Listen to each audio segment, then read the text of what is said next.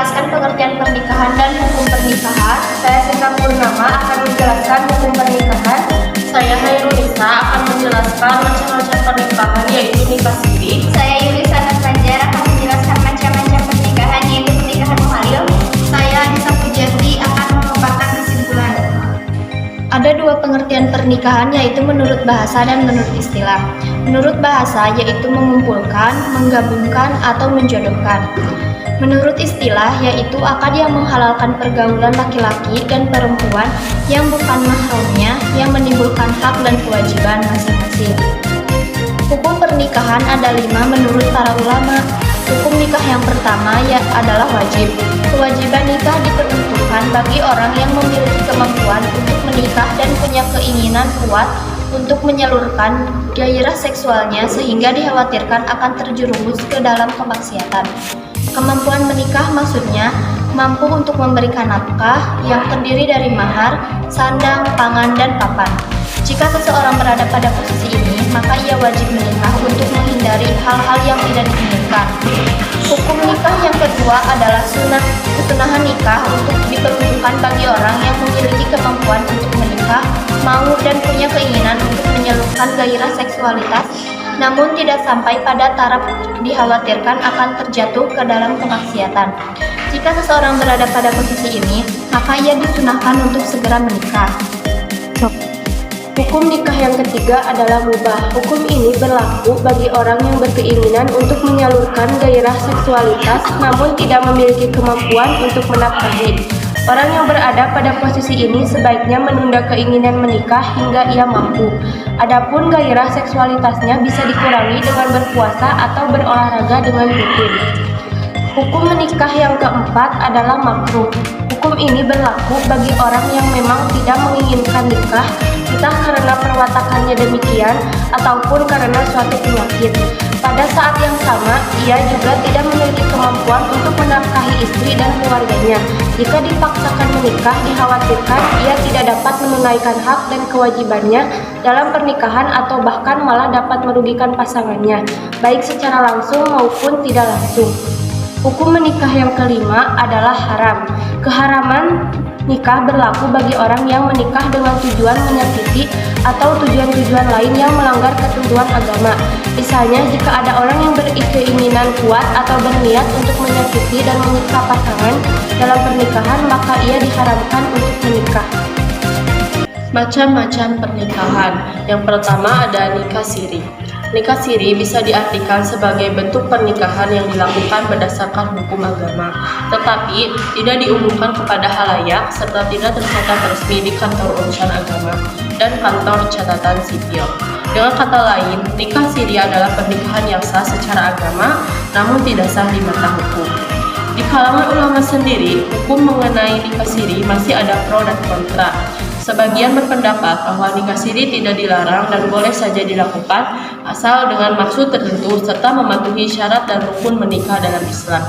Ada juga yang memandang bahwa nikah siri itu dilarang karena menurutnya lebih banyak. Kemudian pengertian nikah siri.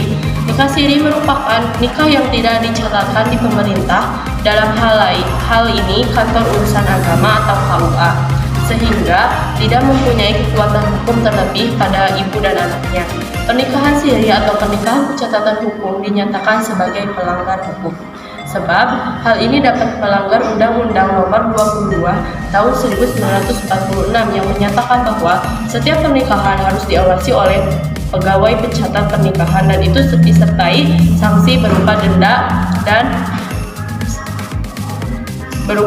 dan kurungan badan. Selanjutnya ciri-ciri nikah siri. 1. Pernikahan tanpa wali. Yang kedua, pernikahan yang dirahasiakan karena pertimbangan tertentu. Yang ketiga, nikah siri dan dalam pandangan agama diperbolehkan sepanjang hal-hal yang menjadi rukunnya terpenuhi. Selanjutnya, nikah siri menurut hukum Islam. Nikah siri sebagai pernikahan secara rahasia sebenarnya dilarang oleh Islam karena Islam melarang seorang wanita untuk menikah tanpa sepengetahuan walinya. Hal ini didasarkan pada hadis Nabi yang disampaikan oleh Abu Musa radhiyallahu anhu bahwasanya Rasulullah SAW bersabda, "Tidak sah suatu pernikahan tanpa seorang wali."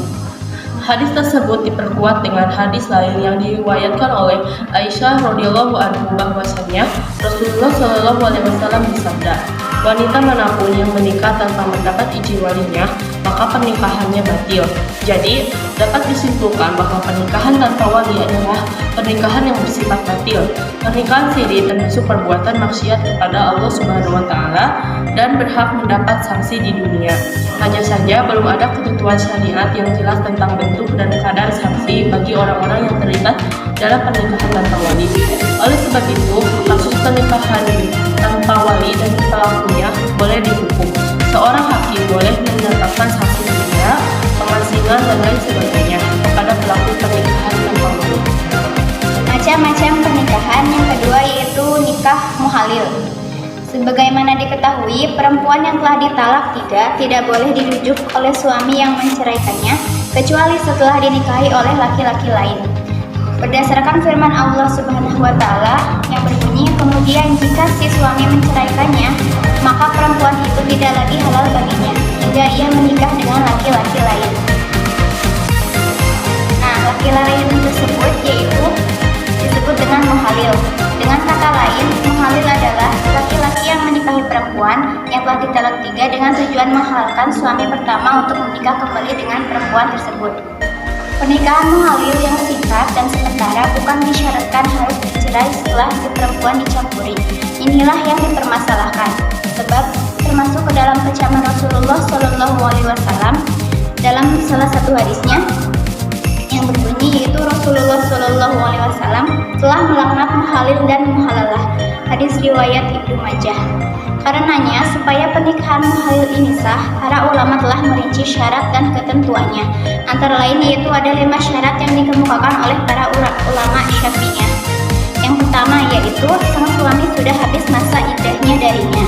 Yang kedua yaitu sang istri harus menikahi lebih dahulu oleh laki-laki lain yang disebut dengan muhalil. Yang ketiga yaitu si istri pernah bersenggama dan muhalil benar-benar penetrasi kepadanya. Yang keempat yaitu si istri sudah berstatus talak bain dari muhalil. Yang terakhir yaitu masa iddah si istri dari muhalil telah habis. Nah, dari penjelasan yang sudah disampaikan dapat disimpulkan bahwa nikah muhalil adalah sesuatu yang tidak diperbolehkan apabila hanya dilakukan secara sementara. Hal ini karena seharusnya landasan utama sebuah pernikahan didasarkan pada niat beribadah kepada Allah Subhanahu wa taala, bukan hanya untuk kebutuhan syahwat semata. Dalam pandangan Islam, perkawinan merupakan sebuah ikatan lahir batin yang kukuh antara dua insan, manusia laki-laki dan perempuan. Islam mensyariatkan pernikahan untuk membentuk bangkai keluarga sebagai sarana untuk meraih kebahagiaan hidup karena ada banyak hikmah di balik anjuran tersebut. Salah satu hikmah pernikahan merupakan menyambung silaturahmi antara umat manusia, memperoleh ketenangan dan kedamaian, memalingkan pandangan yang liar, menjaga keturunan dan membebaskan umat manusia dari perbuatan maksiat dan perzinahan. Untuk memelihara kemaslahatan dalam pernikahan, yang bersangkutan meski memperhatikan dan mentaati peraturan agama dan negara. Dalam pencatatan pernikahan mengandung manfaat atau kemaslahatan dan kebaikan yang besar dalam kehidupan masyarakat. Sekian dari kami. Wassalamualaikum